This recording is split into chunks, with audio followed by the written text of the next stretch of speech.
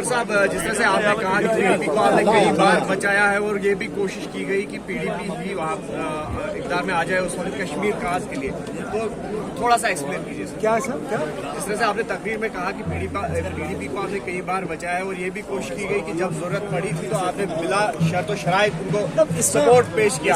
इसको और समझाने की या एक्सप्लेन करने की जरूरत है। लोग यहाँ गवाह हैं। जब कभी खासकर 2014 के नतीजों के बाद हमें यहाँ हालात जो है उनमें खतरा नजर आया, हमने दोस्ती का हाथ बढ़ाया, लेकिन बार बार जो है उस दोस्ती के हाथ को नहीं है।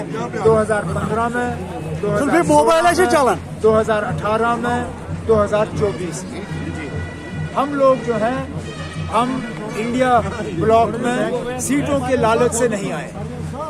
हमने पीएचडी भी सीटों की लालच के बुनियाद पर कायम नहीं की। अलायंस में जो है जब सीटों का बंटवारा होता है तो एक फॉर्मूला के तहत सीटों का बंटवारा किया जाता है। डीडीसी के लिए जो है 2014 के असेंबली इलेक्शन को जो है सीट शेयरिंग की बुनियाद बनाई गई।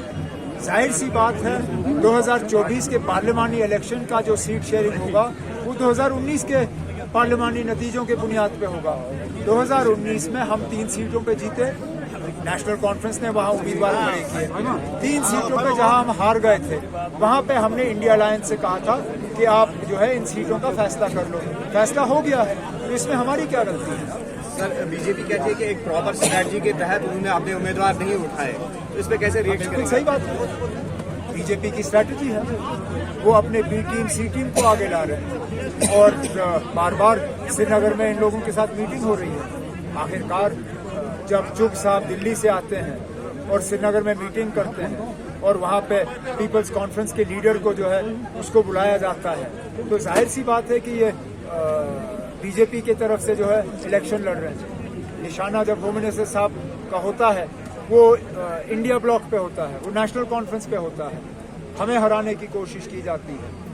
आज भी आप देखें मुख्तलिफ तरीकों से जो है यहाँ पे इलेक्शन का जो है वो रिजल्ट जो है उसको चेंज करने की कोशिश की जा रही है, लेकिन इंशाल्लाह लोगों का साथ जो है हमारे साथ होगा। लोगों के वोट जो है वो इंशाल्लाह इंडिया ब्लॉक और नेशनल कॉन्फ्रेंस के उम्मीदवारों को हासिल होगा और तीनों सीटों पे नेशनल कॉन्फ्रेंस की कामयाबी है। तो चौधरी आजम साहब के बयान को किस तरह से देखते हैं? क्या, कौन सा बयान? जो उन्होंने कहा कि कांग्रेस और बीजेपी एक ही सेम फेस ऑफ कॉइन है। मैंने वो बयान देखा नहीं, जो मैंने बयान देखा ना हो मैं उस पर क्या तबसरा है। अच्छा सर, जिस तरह से के साथ अपनी पार्टी सपोर्टिंग नॉर्थ कश्मीर,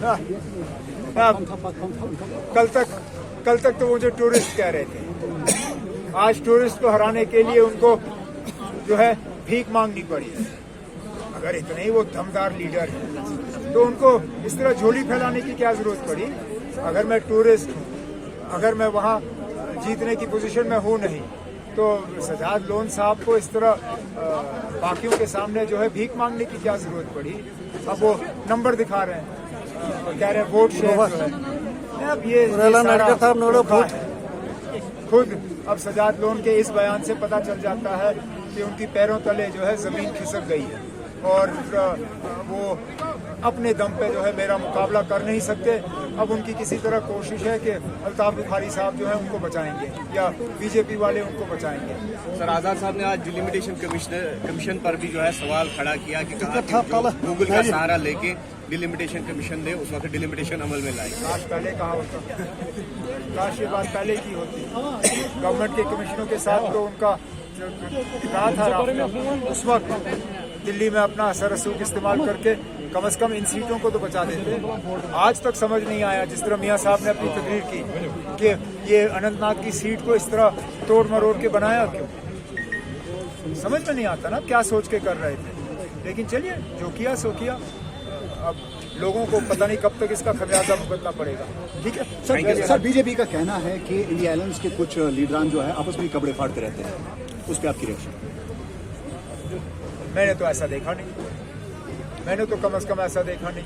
बड़ी अच्छी तरह से और मजबूती से इंडिया अलायंस वाले जो है वो बीजेपी का मुकाबला कर रहे हैं। आज भी एक बड़ा अच्छा खासा जलसा होगा रांची में, जिसमें इंडिया अलायंस के जो है तमाम पार्टियां जो है इसमें शिरकत कर रही हैं। तो कपड़े फाड़ने वाली बात ही नहीं है। Thank you sir. आपका